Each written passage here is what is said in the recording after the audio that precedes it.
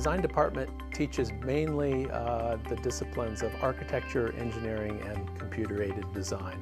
After completing a degree or certificate here at MiraCosta, students often get jobs in the manufacturing, architecture, construction, interior, landscape, medical, defense, aerospace, and a number of other industries.